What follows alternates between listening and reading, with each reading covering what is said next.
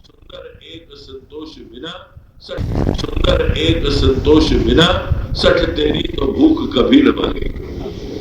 तो लोग के महाराज के पीछे भागा और मंत्री सेनापति भी अपने अपने घोड़ों पर बैठ करके चले। पर धीरे धीरे अब गोस्वामी जी ने तो शुभ संकेत किए, मंत्री और सेनापतियों का घोड़ा पिछड़ गया, राजा का घोड़ा अकेले आगे बढ़ता गया। क्यों हुआ ऐसा? प्रताप भानु की दूसरी दुर्बलता जो हम सब में, क्या प्रताप भानु ने मंत्रियों और सेनापतियों के लिए भी घोड़े की व्यवस्था की थी, पर ये ध्यान रखा था कि मेरी बराबरी का घोड़ा ना होने पाए, थोड़ा हमसे कम गति वाली हो। तो हम लोग भी जब किसी पर उदारता से कुछ देते हैं या उसको कुछ बनाते हैं तो ये चिंता बनी रहती है कि भाई बने, लेकिन कहीं ऐसा ना हो कि हमसे भी आगे का इसका घोड़ा तेज होगा तो शायद अभी से आगे बढ़ जाए। इसलिए घोड़ा तो दो पर अपने से कम गति वाला। और आज उसका दुष्परिणाम हुआ। आज धीरे धीरे मंत्री और सेनापतियों के घोड़े पिछड़ गए, प्रताप भानु का घोड़ा आगे बढ़ता गया। और उसको दूसरे संदर्भ में देखें तो इसका अभिप्राय है कि आपके साथ जितने लोग हैं, जब तक आप सफल हैं तब तक साथ है, और जो आप विफल होंगे लोग धीरे धीरे पिछड़ जाएंगे, साथ अपने आप छोड़ देंगे। प्रताप भानु का साथ भी मंत्री सेनापतियों से छूट गया और उसके पश्चात उन्हीं मिलन वही ताना बाना विंध्याचल के इस गंभीर वन में महत्वाकांक्षा की इस भूमि में दिखाई दे रहा है। वही कपट मुनि से भेंट हो गई और कपट मुनि का जो की कुटिया देखी और वो स्वामी जी ने कहा, देख सुबेश महामुनि जान। परिचय तो था नहीं, पर देख के लगा कि ये तो बहुत बड़े महापुरुष। कैसे उन्होंने समझ लिया कि बहुत बड़े महापुरुष? बोले उनका सुंदर वेश देख। तो विचित्र व्यंग्य ये है कि साधु का वेश जितना सस्ता है, साधु बनना उतने कठिन। साधु वस्त्र से बनना तो सबसे सरल उपाय है। अगर साधु का अर्थ कोई रंग हो का वस्त्र का, अगर ये मान लें कि पीला वस्त्र हो तो साधु है, गेरुआ हो तो साधु है, इस रंग का वस्त्र हो तो साधु है, तो बाजार में साधुता खरीद ले आइए, कपड़ा आप ले लीजिए, पहन लीजिए, आप बन गए। पर वस्त्र तो एक चिन्ह है, वो तो एक वस्तुता आश्रम के लिए एक प्रकार का प्रतीक है। साधुता तो अंतःकरण का गुण है, वो वस्त्र नहीं है कि आप वस्त्र देख करके निर्णय करें। पर प्रताप भानु की आंखें धुंधली। वो स्वामी जी ने इसीलिए शब्द चुना, देख सुबेश महामुनि जाना, सुंदर वेश देख करके। और आगे चल करके वो स्वामी जी ने कहा, तुलसी देख सुबेश भूल मूढ़ न चतुर नर, सुंदर केकी पेकु वचन सुधा सम आसन रही। परिणाम क्या हुआ? दोनों का मिलन हुआ।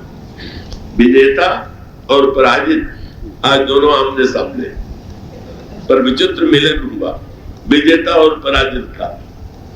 विजेता ने प्रणाम किया और पराजित ने कपट मुनि के रूप में प्रश्न पूछ दिया, आपका परिचय?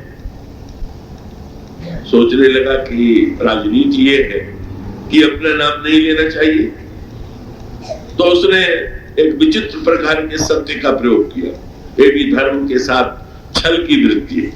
धर्म के साथ छल की वृत्ति माने या तो स्पष्ट रूप से अपना दूसरा नाम ले ले, तो ये उनकी कूटनीति होती, और या अपना स्पष्ट परिचय दे दे। पर सत्य केतु का बेटा था, पर उसने सत्य की नई प्रकार की व्याख्या की। जैसे समय पढ़ने पर युधिष्ठिर ने जो महाभारत के युद्ध में किया था कि जब उनसे कहा गया कि आप कहिए कि अश्वत्थामा हतो, तो उन्होंने कहा कि हाँ, लेकिन ये तो बिल्कुल असत्य हो जाएगा, इसलिए उसके साथ में एक वाक्य जोड़ दूंगा। क्या? बोले अश्वत्थामा हतो नरो वा कुंजरो। अश्वत्थामा मारा गया, पर पता नहीं हाथी की मनुष्य। अब पता तो उनको पूरा था कि हाथी मरा है, मनुष्य नहीं मरा। पर ये यही अपने को भुलावा देने की वृत्ति है कि कम से कम पूरा झूठ, थोड़ा झूठ हम लोगों ने मान लिया कि चल सकता है, और इसके लिए कोई वाक छल करके अंत में उन्होंने कहा। लेकिन उन्होंने भले ही ये सत्य की रक्षा के लिए ये ढोंग रचा हो। पर कहा जाता है कि युधिष्ठिर का रथ उससे पहले पृथ्वी से ऊपर चलता था। जो ही उन्होंने कहा अश्वत्थामा हतो नरो कुंजरो, वो रथ नीचे उतर गया और उसका अभिप्राय था कि तुम्हारे सत्य की रक्षा नहीं हो पाई। तो सत्यकेतु के बेटे ने भी विचित्र परिचय दिया। सत्यकेतु के बेटे से पूछा कपट मुनि ने, आप कौन है? तो कहा नाम प्रताप भानु अवनीसा, तासु सचिवों में सुनो मुनीसा। प्रताप भानु राजा का मैं मंत्री हूं। तो संतोष कर लिया कि प्रताप भानु नाम तो मैंने ले ही लिया है, भले ही ये न कहा कि मेरा नाम है, लेकिन चलो प्रताप भानु नाम भी हो गया और राजनीति की दृष्टि से मैंने छिपा भी लिया। एक ऐसी बात उसके संतोष उसने किया। बाद में पूछ दिया महाराज आपका नाम क्या है? तो नाम क्या है? तो उसको सुन करके ऐसी विनम्रता और ऐसी त्याग की भाषा का प्रयोग किया। उसने कह दिया नाम हमारी भिखारी अब निर्धन रहित निकेत। अरे हम भिखारी हैं, घर बार जिसका नहीं है, मेरा क्या परिचय? नहीं महाराज, ये तो आपकी विनम्रता, शाब्दिक विनम्रता उद्दंडता की अपेक्षा भी अधिक घातक है, क्योंकि उससे व्यक्ति को भ्रम हो जाता है और यही भ्रम प्रताप भानु के मन में हुआ और आदर बढ़ गए। महाराज सही सही आप परिचय दीजिए। जिमि जिमि तापस कथय उदासा तिमि तिमि नृपहि उपज विश्वास। और अरे तो इतने बड़े त्यागी हैं, इतने बड़े विरक्त हैं, देखो तो कैसे विनम्र हैं। पूछ दिया नहीं महाराज आप तो किसी तरह से परिचय दीजिए। सो प्रताप भानु ने से तब अब उसने उपयोग किया तो दम्भ बोलने लगा, यही दम्भ है। और उसने तुरंत कहा नाम हमारा एक तनु भाई, मेरा नाम तो एक तनु। महाराज आज तक पूरे इतिहास में नाम मैंने नहीं सुना, इतने नाम सुने पर एक तनु तो किसी का नाम नहीं। तो कहो नाम का अर्थ बता दी, अपने नाम का अर्थ बताइए।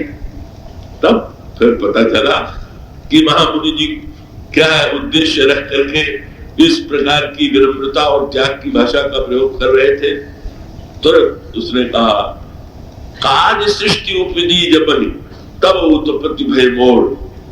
जब से सृष्टि बनी मेरा जन्म हुआ और मेरा शरीर नहीं बदला, और लोगों का बदल जाता है तो और लोगों का नाम एक तनु कैसे पड़े? और मेरा शरीर तब से एक ही है, इसीलिए मैं एक तनु। और फिर उसके पश्चात मन में धीरे धीरे पूछा आप कुछ चाहते हैं?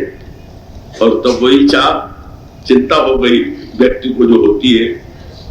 अब प्रताप भानु इतना सफल राजा था और कपट मुनि से जब उसने ये कहा कि आपके कृपा से मेरे पास सब है, लेकिन सब होते हुए भी मैं अब आप जैसा महापुरुष जब मांगने के लिए कह रहा है तो मैं नहीं मांगूंगा, तो ये तो आपकी कृपा का अनादर होगा। इसलिए आप अगर प्रसन्न हैं तो मुझे इतने वरदान दे दीजिए। क्या बोले? जरा मरण दुख रहित, मैं बूढ़ा न हूं। तो प्रताप भानु की मांग तो हम सबकी मांग है।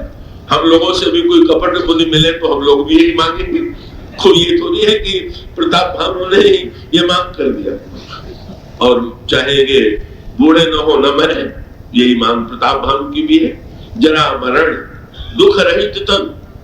और आगे चिंता भी नहीं है, सबको हरा दिया है पर भविष्य में मुझे कोई न हरा दे, इसलिए ये भी बात के कह दिया समर जीते जन को, युद्ध में हमें कोई न जीते। और फिर चिंता आगे स्पष्ट कह दिया एक छत्र रिपुहीन मही राज कल्प सत हो, का मेरा कोई शत्रु न रह जाए और 100 कल्प तक मैं राज्य करूं।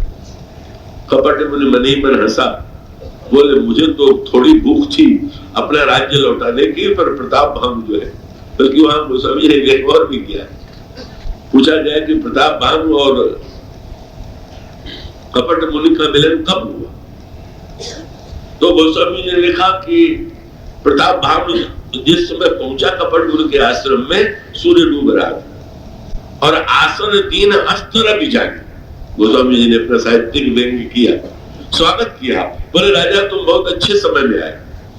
प्रताप ने समझा कि शायद कोई शुभ मुहूर्त होगा, तो उसका अभिप्राय था कि उधर भी सूर्य डूब रहा है और तुम भी डूबने ही वाले हो, इसलिए बहुत बढ़िया है, इससे अच्छा अवसर कोई नहीं हो सकता। और तब फिर उसी का परिणाम होता है वो महत्वाकांक्षा की वृत्ति, विंध्याचल लोभ की वो प्रवृत्ति, कब वो दूसरों को पराजित करने के पीछे अहंकार की प्रवृत्ति। मानो सूत्रात्मक अभिप्राय ये है कि जब तक व्यक्ति के जीवन में अहंकार है, स्वार्थ है, लोभ है, और जब तक वो केवल अपनी ही श्रेष्ठता और अपनी ही अमरता के लिए व्यग्र है, ऐसी स्थिति में ये कल्पना नहीं की जानी चाहिए कि वो व्यक्ति नहीं बदलेगा। और यही व्यक्तित्व जो है परिवर्तित होकर के रावण के रूप में, और रावण के रूप में भी उसकी महत्वाकांक्षाएं ज्यों की त्यों है। रावण के रूप में उस बड़ा पुरुषार्थी भी है, और वो मृत्यु को भले ही न जीत पाया हो, बुढ़ापे को उसने जीत लिया, बूढ़ा नहीं हुआ हो, और ऐसा भी लगने लगा कि जैसे उसने मृत्यु को भी पराजित कर दिया है।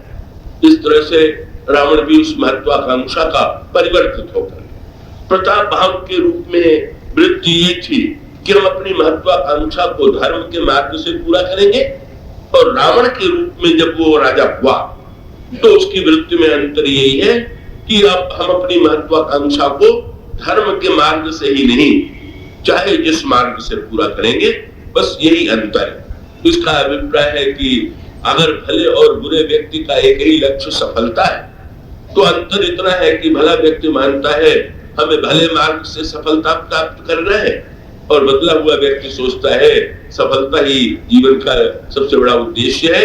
ये रावण का चित्र है। रावण देखता है, अब गोस्वामी जी ने सूत्र दिए, रावण लंका में उसका जन्म नहीं हुआ, रावण का जन्म अन्यत्र विश्वामुनि के आश्रम में हुआ, और वो भ्रमण करता हुआ मुनि का पुत्र भी है। पूर्व जन्म में प्रताप भानु भी थे, और वो कब वो आकर के जब देखता है लंका को और पता चला कि इस पर तो यक्षों का अधिकार है, तो उसने तुरंत राक्षसों की सेना बनाई और सेना बना करके लंका पर आक्रमण किया।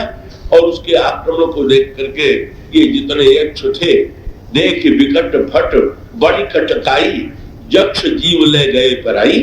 जितने यक्ष थे वो भाग खड़े हुए, और सुंदर सहज अगम अनुमानी कीन तहा रावण राजधानी। रावण ने उस राष्ट्र पर अधिकार कर लिया, और राष्ट्र पर अधिकार करके वो लंका की समृद्धि का स्वामी बन गया।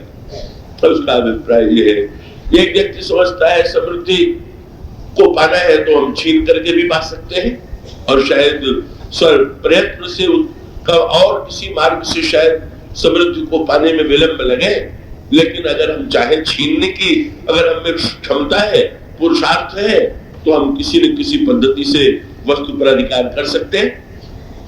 और इस तरह से लंका राज्य बना। बड़ा बुद्धिमान, बड़ा योग्य था, और उसने एक राष्ट्र जैसा बनाया जिसके विषय में लंका का चित्र प्रस्तुत किया गया। और गोस्वामी जी की दृष्टि देखिए, वे रावण राज्य को राम राज्य नहीं मानते। प्रताप भानु का राज्य भी अच्छा राज्य था, रावण का राज्य भी व्यवस्था की दृष्टि से अच्छा था, पर गोस्वामी जी का व्यंग्य कितना बड़ा। लंका की उन्नति का वर्णन उन्होंने कब किया? हनुमान जी ने जब लंका को देखा तब उन्होंने लंका का चित्र प्रस्तुत किया।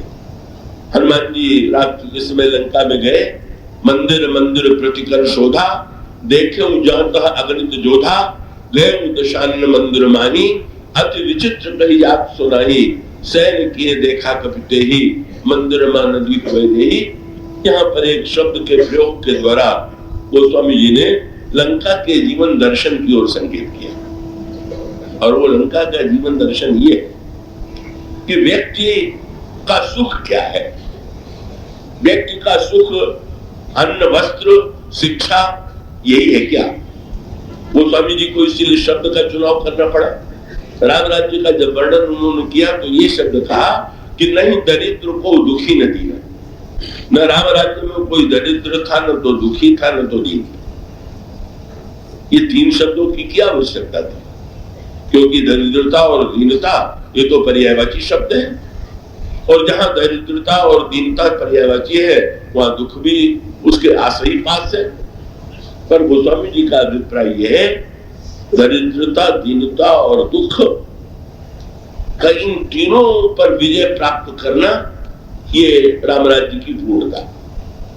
और इन तीनों पर विजय जो है का बहुधा नहीं होती।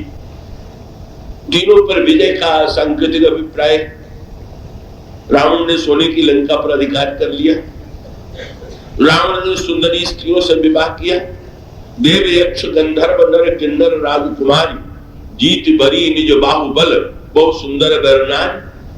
रावण ने स्वर्ण और सौंदर्य दोनों पर अधिकार कर लिया, पर रावण की दरिद्रता मिट गई क्या?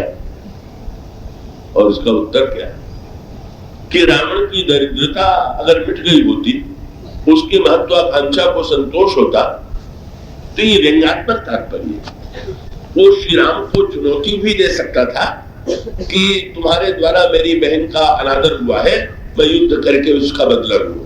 ये भी रावण के सामने मार्ग खुला हुआ था। पर इतना बड़ा योद्धा, इतना शक्तिशाली होते हुए भी उसके मस्तिष्क में ये बात नहीं आई कि मैं राम को युद्ध के लिए चुनौती हूं, और उसके मन में इच्छा क्या उत्पन्न हुई? सीता को चुराने की वृत्ति। तो बड़ी सांकेतिक भाषा है। और उसका अभिप्राय यह है कि अगर कोई दरिद्र चोरी करे, अभावग्रस्त करे, तो ये लग सकता है कि भाई अभाव के कारण इसने चोरी किया। पर जिसके पास सब कुछ होता है, अगर वो भी चोरी करने चले, रावण जैसा व्यक्ति इतनी सुंदरियों के होते हुए भी अभी चोरी के द्वारा, और गोस्वामी जी ने व्यक्त करते हुए कहा, जब रावण सीता जी के को चुराने के लिए चला, उस समय रावण के पैर डगमगा रहे थे। गोस्वामी जी ने कहा, एक पहचानो, यही चोर का लक्षण है। क्या? बोले जाके डर सुर असुर डराही निसिन नींद दिन अन्न न खाई सोई दस शीस स्वान की नाई और इतर उतर चितई चला भड़ी आई। मरो संकेतिक अर्थ ये, लंका में दरिद्रता की तो बात ही क्या है। लंकाधिपति रावण भी महानतम दरिद्र है, और इतना दरिद्र है कि उसको चोरी करने में संकोच नहीं। इसीलिए तो जब हनुमान जी लंका में बैठने लगे और लंकिनी ने हनुमान जी को पकड़ लिया, और हनुमान जी ने लंकिनी से पूछा कि तुम मुझे खाना चाहती हो क्या, तुम्हें भूख लगी है क्या? तो लंकिनी ने कहा, बड़ा ठीक है, क्या लंका में खाने पीने की वस्तु की कमी है जो मुझे भूखी समझ रहा? तो हनुमान जी ने कहा, मैं तो अभी तो यही समझता था कि भोजन तो भूख के मारे किया जाता है, और कोई ऊंचा दर्शन होगा लंका का कि भोजन क्यों किया जाए। तो लंका में अपनी बुरी वृत्ति को अच्छे रूप में रखने की बहुत उत्कृष्ट शैली। उसने तुरंत कहा, मोर आहार जहां लगी चोरा। मैंने ये निर्णय किया कि संसार में चोरों को मिटा दूं। चोरों को मिटाना मेरा लक्ष्य है। तुम चोर हो, इसीलिए मैं तुम्हें खा रहा। हनुमान जी ने तुरंत अपना विशाल रूप प्रकट किया और मुठ्ठिका एक महाकपिहर, एक मुक्का मार करके लंकिनी को भूमि पर गिरा दिया। हनुमान जी ने मुक्का क्यों मार दिया? हनुमान जी ने कहा, इसका मस्तिष्क ठीक नहीं, सिर पर ही मुक्का मारा। क्यों? उन्होंने लंकिनी को और देख करके हनुमान जी का संकेत था कि तेरे चोरी की परिभाषा क्या, तो मुझे चोर समझ रही है। अगर तेरा व्रत ये होता कि मैं चोरों को खाऊंगी, तो सबसे पहले रावण को खाती, तो सीता जी को चुरा के लिए आया। मैं चोरी का पता लगाने आया तो मुझे चोर कह रही है, और चोर को तू साहूकार कह रही है। तेरी बुद्धि उल्टी है। मुक्का ठीक लगा, बस वैचारिक परिवर्तन, ये सिर पर मुक्के की बड़ी आवश्यकता। हम लोगों के मस्तिष्क पर भी का मुक्के के प्रहार की अपेक्षा है, और वो मुक्के पर प्रहार का अर्थ ये है, हमारी जो व्यर्थ की झूठी मान्यताएं हैं वो कैसे बदले, और ऐसे बदली कि तब लंकिनी ने कह दिया प्रविश्य नगर, रावण का सारा प्रबंध रखा रह गया, रोका, पर रोकने के बाद हनुमान जी से कह दिया जाओ जाओ। पूछा अब तुम्हारे क्या विचार है, अभी तो तुम मुझे चोर कह रहे थे। तो तुरंत लंकिनी ने कहा बस वही सूत्र राम राज्य के छोटे छोटे निर्णय शब्द है क्या, प्रविश्य नगर कीजिए सब काजा, हृदय राखी कौशल पुर राजा। अरे मैं अभी तक समझे बैठी थी कि राजा रावण है, पर अब मुझे पता चल गया कि राजा तो केवल राम ही है। राज्य संसार की वस्तु तो ईश्वर की है और रावण उस पर दृष्टता पूर्वक अधिकार किए हुए है, इसलिए वस्तुतः चोर रावण है और इस सत्य का मुझे ज्ञान हो गया। मानो इसका सांकेतिक तात्पर्य यही है कि लंका का वर्णन जब इस रूप में किया गया तो उसको बताने का अभिप्राय ये था, और आगे चल करके हनुमान जी ने तो रावण पर व्यंग्य ही किया। जब रावण की सभा में हनुमान जी गए तो रावण ने हनुमान जी से पूछा बंदर तेरा आचरण तो धर्म के विरुद्ध है क्या, दूसरे की वस्तु को बिना पूछे खाना कितना बड़ा आधार। अगर तुम्हें भूख लगी थी तो तुम मुझसे आज्ञा ले सकते थे, बिना आज्ञा लिए तुमने वाटिका का फल खा लिया, क्यों खाया। और विचित्र बात है जिन लोगों ने रोकने की चेष्टा की तुमने उनको मार दिया, ये क्या है, ये तुम्हारी कैसी धृष्टता, इसीलिए मैंने तुम्हें सभा में बुलाया। हनुमान जी ने तुरंत कहा, हनुमान जी ने कहा खाया फल प्रभु लागी भूखा, मुझे भूख लगी थी मैंने फल खाया। बड़ा विचित्र उत्तर है। और अगला उत्तर तो और भी विचित्र है, क्या ये बाग को उजाड़ दिया, बाग उजाड़ने का कारण क्या है, बोले कब स्वभाव थे तोड़े भूखा, ये बंदर का स्वभाव है तोड़ फोड़ करना, इसलिए बाग मैंने उजाड़ दिया। राक्षसों को क्यों मार दिया, बोले यही मैं मारा तही मैं मारा, इन लोगों ने मुझे पहले मारा तो मैंने इनको मार दिया। लगता है कि उत्तर तो बड़ा बेतुका सा है। कोई न्यायालय में अगर ये कहे कि मुझे आवश्यकता थी इसलिए मैंने चोरी कर लिया, आग लगा दिया कि मुझे स्वभाव है आग लगा देना, और मेरा ये स्वभाव है कि अगर कोई मुझे रोके तो मैं जरूर उसको मारता हूं, तो न्यायालय अगर उसको थोड़ा दंड देने वाला होगा तो अधिक दंड देगा कि ये तो स्वभाव से अपराधी। पर हनुमान जी का व्यंग्य तो बहुत गहरा है। हनुमान जी का व्यंग्य ये था कि रावण तुम सिंहासन पर बैठ करके मेरे लिए चोरी का न्याय कर रहे हो, मुझे चोर बना करके, क्योंकि मैंने तुम्हारे वाटिका का फल खा लिया। तो मैं तो बंदर हूं, बंदर तो फल का वृक्ष नहीं लगाता, मेरी कोई खेती वेती नहीं, मैं भूखा था और ऐसी स्थिति में मुझे भूख लगी थी मैंने फल खा लिया और इसके लिए तुम चोर कहते हो। पर सारे संसार की सुंदरियों के स्वामी होते हुए भी सीता जी को तुमने चुराने में संकोच नहीं किया, तो भूखा फल खा ले तो चोर, और तुम सीता जी की पूरी चोरी कर लो तो भी तुम चोर नहीं। तुम्हारी परिभाषा कैसी है। मानो हनुमान जी बताना चाहते थे कि वस्तुतः ये व्यक्ति जो है ऐसी हीनता से ग्रस्त व्यंग्य था। जब ये कहा कि बंदर का स्वभाव है तो हनुमान जी का तात्पर्य ये था कि रावण को एक क्षण के लिए उसके अंतर मन में विवेक का उदय हुआ। जब शूर्पणखा से उसने सुना कि रावण खरदूषण को श्री राम ने मार दिया, तो उस समय एक क्षण के लिए उसके मन में प्रकाश की कौन आई, खरदूषण समबलवंता तेने कुमारे भगवंता। लगता है भगवान आ गए, लेकिन अगले क्षण अगर कोई रावण से कहे कि अगर भगवान आ गए तो भगवान की भक्ति करनी चाहिए, तो वो कहता है कि भाई ठीक है सब मैं जानता हूं, फिर हो ही भजन नहीं तामस दे, हमारा शरीर तो भोगों वाला है, तमगुणी है, इससे तो भजन नहीं हो सकती। हनुमान जी का व्यंग्य था, तुम विश्रवा मुनि के नाती, ब्राह्मण कुल में तुम्हारा जन्म हुआ और इतना होने पर भी तुम कह सकते हो कि मैं क्या बताऊं, मेरा शरीर तमोगुणी है और मैं भजन नहीं कर सकता। तो विश्वा मुनि का पुत्र जो है, पुलस्त का नाती, अपने स्वभाव को न बदले और एक बंदर पशु से आशा रखे कि उसका स्वभाव बदल जाए, क्या यही तुम्हारा न्याय है क्या?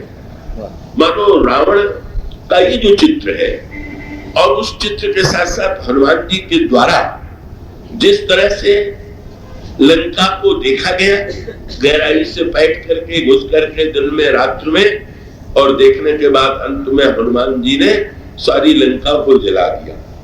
इस सांकेतिक भाषा का अभिप्राय यह है कि लंका को देख करके इतने आकर्षण की अनुभूति होती है, पूर्णता का बोध होता है, पर पूर्णता क्या है?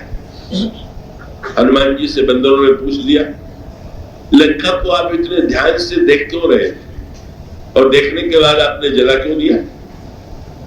तो हनुमान जी ने कहा कि भाई, अगर वैद्य को बुलाया जाए और उससे कहा जाए कि ये तो लगता है कि मर गए, आप देख करके बताइए, तो वैद्य जो है साधारण सावधानी से नहीं देखे, और लोग तो जरा सा सांस बंद हुई तो कहेंगे कि मर गए, पर वैद्य डॉक्टर आएंगे तो वो तो सारे शरीर में सर्वत्र बड़ी सूक्ष्मता से देखेंगे। हनुमान जी ने कहा कि मैं ध्यान से इसलिए देख रहा था कि जलाने की आज्ञा तो वैद्य तभी देता है जब वो निर्णय कर ले कि ये मर गया है, तो कहेगा ले जाके जला दो। तो मैं भी सोच रहा था कि जलाने के पहले देख लूं कहीं प्राण बाकी तो नहीं है, और इसीलिए मैंने ध्यान से देखा, तो लंका में मुझे ऐसा लगा कि शरीर तो है, प्राण नहीं। एक व्यक्ति की आंखें बड़ी सुंदर हो, कान बड़े अच्छे हो, सारा शरीर बड़ा आकर्षक हो, परंतु में अगर एक ही बात की जोड़ दिया जाए कि प्राण नहीं है, तो फिर उसकी अंतिम परिणति तो जला देने को छोड़ करके और कुछ हो ही नहीं सकती। मानो सांकेतिक अर्थ ये है कि राष्ट्र का जो बहिरंग ढांचा होता है राज्य का, वो लंका का वो ढांचा है, उसमें कोई संदेह नहीं, और उसमें बड़ा आकर्षण दिखाई देता है। पर जब गहराई से बैठ करके देखते हैं तो स्पष्ट दिखाई देता है कि लंका में वो दुर्गुण, वो दुर्विचार व्यक्ति के मन में विद्यमान, और रावण का जो सद्भाव है, उस सद्भाव के पीछे भी उसकी स्वार्थ की प्रेरणा है। जब वो लोगों को अच्छे घरों का बंटवारा करता है, राक्षसों को सुविधा देता है, प्रबंध करता है, तो उसके मन में कोई भगवत सेवा की या लोक कल्याण की भावना नहीं है। उसके अंतःकरण में तो दूरदर्शी दृष्टि से अपने स्वार्थ की वृत्ति है, और उसके स्वार्थ की नग्नता कब सामने आई? स्वार्थ की नग्नता तब सामने आई जिसमें लंका के युद्ध में बानर और राक्षसों में तीव्र युद्ध छिड़ा, और बानरों के प्रहार से राक्षस भागने लगे। इधर से बंदरों का आक्रमण, और उधर भागे तो पीछे तलवार लिए रावण खड़ा, और खड़े हुए रावण ने पहला कहा, याद कर लो कैसे कैसे भोग तुम्हें दिए गए थे, कैसी वस्तुएं तुमको मैंने खिलाई, और कह दिया जैसे कोई बकरे को बहुत बढ़िया मोटा करे, पर उसका लक्ष्य यही हो कि मोटा होने पर जब बलिदान करेंगे तब अच्छा मांस मिलेगा। तो क्या कहें कि बकरे पर उसकी बड़ी दया है कि वो खिलाए दे रहा। रावण की वृत्ति भी हुई, कह दिया सर्वस खाई भोग करी नाना, समर भूमि में बल्लभ प्रण, और समर विमुख जय सुना में काना, तेरी में हतम कराल कृपाणा, कहा जाओगे? इधर तुम अगर पीछे गए तो मैं प्राण लिए बिना नहीं छोड़ूंगा। बस अंतर कहां था? श्री राम के दर्शन। बंदर भी भागने लगे, भगवान राम भी वही भाषा रावण की प्रयोग कर सकते थे, कह सकते थे कि अगर तुम भागोगे तो हम बाण से तुम्हारा प्राण ले लेंगे, पर भगवान राम ने बंदरों को भागते देख करके कहा, तुम सुग्रीव विभीषण अनुज समारोह से, और आप सुग्रीव विभीषण लक्ष्मण तुम जरा सैनिकों को संभालो। तो महाराज लड़ेगा कौन? प्रभु का मैं देखो खल बल दलज, बोले राजू मैं आगे जा रहा हूं लड़ने के लिए। परिणाम क्या हो वो समझने की अनोखी बात लिखी। एक बार ऐसी स्थिति आ गई जब बंदर भी थक गए और राक्षस, वरना बंदर पीछे हटते रहे तो राक्षस तो बंदर तो इसलिए पीछे नहीं हट रहे हैं कि जब राम इतने उदार हैं कि हमारी कायरता पर भी उनको क्रोध नहीं आया, और मुझे इस प्रकार से इतना सद्भाव है तो प्राण चला जाए तो भी हम नहीं हटेंगे। और राक्षस डर के मारे नहीं हट रहे कि हट के जाएंगे कहा, उधर पीछे गए तो रावण है ही, वो प्राण नहीं देगा। भगवान राम ने देख लिया कि बंदर भी चके हुए राक्षस, तो श्री राम को किसकी चिंता होनी चाहिए? चिंता बंदरों की। राक्षस तो उनके प्रतिद्वंदी है, पर भगवान श्री राम दोनों सेनाओं के बीच में खड़े हो गए और रावण को निमंत्रण देकर के कहा अब हम दोनों लड़ेंगे। और दोनों सेनाओं से कहते हैं द्वंद्व युद्ध देखा उस सकल श्रमित भय सब वीर। मैं जानता हूं कि आप सब थक गए हैं, आप लोग विश्राम कर लीजिए। रावण की पराजय तो अपनी वृत्ति की ही पराजय थी, और उसका अभिप्राय यह है, उसका तात्पर्य यह है कि रामायण में रामराज्य का जो मूल चिंतन है वो चिंतन लंका हमारी दृष्टि से पूर्ण राष्ट्र नहीं है, राम राज्य व्यवस्थित राज्य है। राम राज्य माने व्यवस्था का राज्य नहीं। राम राज्य का अगर अभिप्राय कहे तो ये कह सकते हैं कि राम राज्य के संदर्भ में वो बात मुझे कभी नहीं भूलती। बहुत वर्ष पहले किसी न्यायाधीश महोदय ने कथा का आयोजन किया, और जब मैंने पूछा कि किस प्रसंग पर मैं कथा कहूं, तो उन्होंने कहा कि राम राज्य की न्याय व्यवस्था पर प्रकाश डाली। न्यायाधीश थे तो उन्होंने अपने ही अनुकूल प्रसंग चुना। तो मैंने प्रारंभ में यही से किया कि मैं आपको बड़ा निराश करूंगा, क्योंकि राम राज्य में एक भी न्यायाधीश नहीं तो उसका अभिप्राय क्या हुआ? राम राज्य की ये व्यवस्था नहीं है, ये अच्छी व्यवस्था नहीं थी कि न्यायाधीश बहुत बड़ी संख्या में। आजकल तो हमारी समस्या ये है, प्रतिवर्ष न्यायाधीश बढ़ने चाहिए, पुलिस बढ़नी चाहिए, अस्पताल बढ़ने चाहिए, और बढ़ना अच्छा। ये कोई बढ़ना बुरा नहीं है। इसका अर्थ है कि इससे लगता है कि राष्ट्र को चिंता है, पर इसको उलट करके देखिए तो उसका अर्थ क्या हुआ? अगर न्यायाधीशों की संख्या बढ़ानी पड़े तो सिद्ध यही तो होता है कि झगड़े बढ़ते जा रहे हैं। अगर पुलिस की संख्या बढ़ती जाए तो यही तो सिद्ध हो रहा है कि चोरी डाके की संख्या बढ़ती जा रही है। और उसका अभिप्राय है राम राज्य का अर्थ जो है ऊपर से लादी गई व्यवस्था नहीं, राम राज्य का अभिप्राय भीतर से ऐसे परिवर्तन की व्यवस्था कि जिससे बहिरंग व्यवस्था की आवश्यकता का अभाव है। ऐसा समाज स्वस्थ हो कि धीरे धीरे चिकित्सकों की आवश्यकता कम हो, का ऐसा समाज का संघर्ष और झगड़े से बच जाए कि न्यायाधीशों की संख्या धीरे धीरे कम होती जाए, क्योंकि लोगों के मन में परस्पर टकराने की और झगड़ा करने की वृत्ति है ही नहीं। इसलिए आप जानते हैं राम राज्य में तो एक भी न्यायाधीश नहीं था, पर पूछा गया कि कभी कोई झगड़ा आया कि नहीं, तो बड़ी सांकेतिक भाषा में कहा गया 2 बार आए। अब बोले एक बार गीध और उल्लू अपने विवाद लेकर के आए, और एक बार कुत्ता जो था वो आया। क्या सांकेतिक भाषा चुनी गई है। गीध और उल्लू का अर्थ ये कि व्यक्ति तो कोई ऐसा था ही नहीं। पक्षियों में भी 2 पक्ष होते हैं, यही पक्षी का स्वभाव है। तो 2 पक्षियों में भी जो पक्षी चुने गए वो भी विचित्र चुने गए, गीध और उल्लू, और दोनों आए।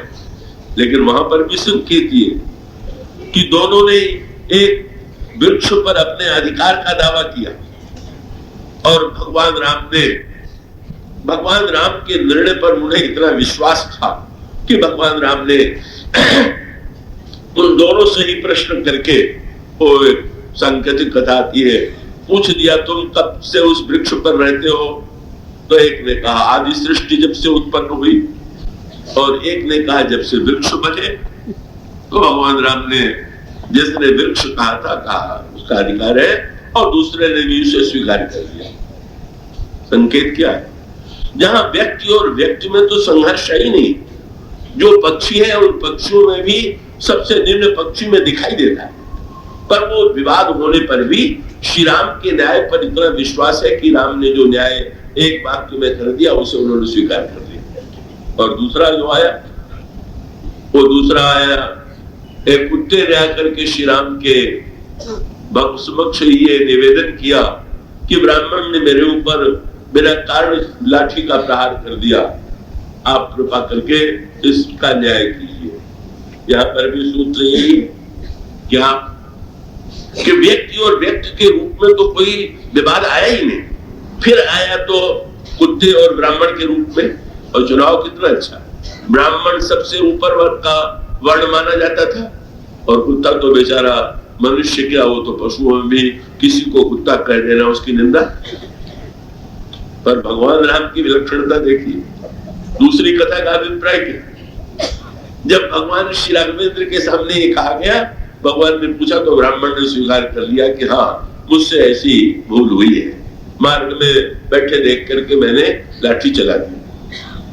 और तब भगवान राम ने एक अनोखा कार्य किया, न्याय स्वयं नहीं किया, कुत्ते को ही न्यायाधीश बना दिया और कहा कि इसका निर्णय तुम करो। ये दोनों कहा जो गाथाएं हैं उस पर आप दृष्टि डालें। तो इसका अभिप्राय ये है कि भगवान श्री राघवेंद्र के न्याय पर विश्वास कितना है और भगवान को स्वयं एक पक्ष के न्याय पर कितना विश्वास है कि कुत्ते को भी अधिकार दे देते हैं कि ब्राह्मण ने जो अपराध किया इसका दंड भी तुम्हें दो।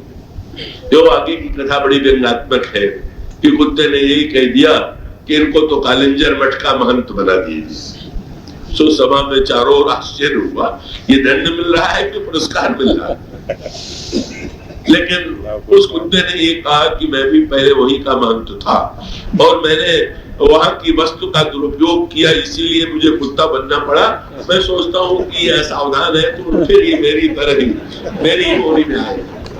और उसका सांकेतिक अर्थ ये है कि रामराज्य का अभिप्राय यह है व्यवस्था की विशेषता नहीं, व्यवस्था कैसे मिटे, आवश्यकता समाज में कैसे कम हो, कैसे मिटे। और राम राज्य का महत्वपूर्ण सूत्र ही है कि व्यक्ति नहीं, राम राज्य माने व्यक्ति का राज्य नहीं। राम राज्य का सच्चे अर्थों में अभिप्राय है राम ब्रह्म है, राम साक्षात ईश्वर है। और इसका अभिप्राय है जो कल कथा के अंत में बात आपके सामने कही गई थी कि जब तक हमारे मस्तिष्क में ये परिवर्तन नहीं होता, जब तक हम अपने को व्यक्तिगत रूप से ही वस्तु का स्वामी मानेंगे, तब तक छीना झपटी तो बनी ही रहेगी। राम राज्य का अर्थ है ईश्वर का राज्य, जो कुछ है वो एकमात्र ईश्वर का है और वो ईश्वर का है। ये वृत्ति राम राज्य के अंतर, इसका अभिप्राय ये है कि शासन चलाने वाले के मन में भी जब अपने राज्य की धारणा न हो करके इसी की संपूर्ति भरत के चरित्र में दिखाई देती। अयोध्या का राज्य 14 वर्ष तक भरत चलाते, पर भरत सिंहासन पर नहीं बैठे। यही तो सबसे बड़ा सूत्र है। उनका अभिप्राय है कि व्यक्ति व्यवहार चलावे, व्यक्ति काम चलावे, पर व्यक्ति सेवक के रूप में, स्वामी के रूप में नहीं। स्वामी तो ईश्वर ही है, राज्य तो ईश्वर का है, व्यक्ति सेवक के रूप में नहीं। तो पूजत प्रभु पावरी प्रीति न हृदय समात मांग मांग आय सुकरत राजकाज बहुभात। ये जो दो महत्व के सूत्र हैं, इसी सूत्र की परिणति आपको इस रूप में दिखाई देगी अयोध्या कांड के प्रारंभ में। और वो सूत्र यही था कि महाराज दशरथ ने, वो तो ईश्वरीय पक्ष हुआ, मानवीय पक्ष, मनुष्य के सामने अनेक समस्याएं आती हैं। और जब अयोध्या में राम राज्य बनाने की चेष्टा की गई तो समस्याएं आई, और वो समस्याएं ऐसी आई कि 14 वर्ष के लिए का वो घड़ी टल गई। ये जो विघ्न आया, ये विपत्ति आई, ये केवल त्रेता युग का सत्य नहीं है, सार्वकालिक सत्य है। और वो महत्व का सूत्र जिसकी व्याख्या बहुत विस्तार से करने की अपेक्षा है, घटनाक्रम तो यही है कि मंथरा यदि न होती तो दूसरे दिन श्री राम सिंहासन पर बैठ जाते और राम राज्य हो जाता, पर मंथरा थी। ये अयोध्या में जो मंथरा है इसका अभिप्राय क्या है? लंका में शूर्पणखा का होना आश्चर्यजनक नहीं लगता, पर अयोध्या में मंथरा का होना आश्चर्यजनक लगता। लंका में दुर्गुण दुर्विचार या राक्षसों का राज्य है और अयोध्या में सद्गुण है, श्रेष्ठ विचार है। पर याद रखिए कितना भी अच्छा नगर क्यों न हो, कितना भी अच्छा व्यक्ति क्यों न हो, उसके जीवन में मंथरा होती है। और जब तक मंथरा पर विजय प्राप्त नहीं होगी तब तक राम राज्य नहीं मिलेगा। मंथरा की विचारधारा, ये मंथरा क्या है जो राम राज्य होने में बाधक, उस समय भी और आज भी और प्रत्येक युग में बनी रहेगी।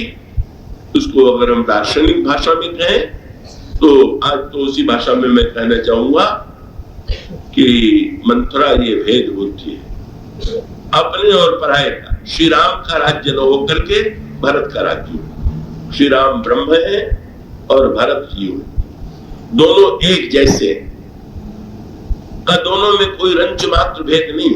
भगवान राम ये कहते हैं, भरत नहीं मोहि की अंतर खाऊ, भरत में और मुझ में कोई अंतर नहीं। पर मंथरा ये मानती है ये अंतर है, और अंतर के लिए तर्क क्या है कि राम कौशल्या के बेटे हैं और भरत कैकेयी के बेटे हैं। वो चाहती तो भेद बुद्धि मिटा सकती थी क्या? अगर वो ऐसे सोचती कि राम और भरत दोनों दशरथ के बेटे हैं तो अभिन्नता दिखाई देती, पर वो अभिन्नता के सूत्र को नहीं पकड़ती, भिन्नता के सूत्र को पकड़ती है। कौशल्या और सुमित्रा सौत है और कौशल्या और कैकेयी सौत है, और इन दोनों का सौतिया राम होना ही चाहिए। और ये दूरी उत्पन्न भेद बुद्धि, मानो कैकेयी भी जो परिवर्तित हो गई, उसका मैं सूत्र यही बता दूं कि उनके जीवन में परिवर्तन इसीलिए हुआ कि राम को उन्होंने एक अच्छे व्यक्ति के रूप में देखा, ईश्वर के रूप में नहीं देखा। अगर वो राम को ईश्वर के रूप में देखती तो राम के चरित्र में जो संदेह मंथरा ने उत्पन्न किया वो उनमें उत्पन्न न होता। पर मंथरा भेद बुद्धि के रूप में इस कला में निपुण है, और वो अपने और पराये का भेद, जीव और ईश्वर के बीच की दूरी, भेद का जो द्वैत है वो द्वैत सामने लाती है, और कैकेयी के रूप में बुद्धि प्रभावित हो जाती है। और जब प्रभावित होती है तो राम राज्य बनते बनते रह जाता है। और उसका अभिप्राय यह है, बड़े बड़े महत्व का सूत्र है जिसकी चर्चा हम कल करेंगे। हमारे सामने समस्या ये है कि जो संसार दिखाई दे रहा है उसमें भेद ही भेद, इसलिए भेद होना स्वाभाविक है। और जब तक भेद है तब तक संघर्ष बना रहेगा, मिट नहीं सकता। और दूसरी ओर अगर ईश्वर पर दृष्टि जाए, अगर संसार पर दृष्टि जाए तो भेद सत्य दिखाई दे, दृष्टि चली जाए तो अभेद दिखाई देगा, अद्वैत दिखाई देगा। ऐसी स्थिति में व्यक्ति की सबसे कठिन समस्या ये है कि विचार की दृष्टि से तो अद्वैत का समर्थन किया जाता है, और व्यवहार में पग पग पर भेद ही भेद दिखाई देता है। और वो भेद देश के नाम पर हो, जाति के नाम पर हो, परिवार के नाम पर हो, भेद ही भेद चारों ओर व्याप्त है। बस पहला सूत्र यही था, क्योंकि अपने को इस भेद से मुक्त नहीं कर पाती। चाहे पारमार्थिक दृष्टि से विचार करके देख लीजिए और चाहे व्यवहारिक दृष्टि से विचार करके देख लीजिए। पारमार्थिक दृष्टि से इसका तात्पर्य यह है कि समस्त भेद में कोई अभेद अद्वैत तत्व है कि नहीं, और व्यवहारिक दृष्टि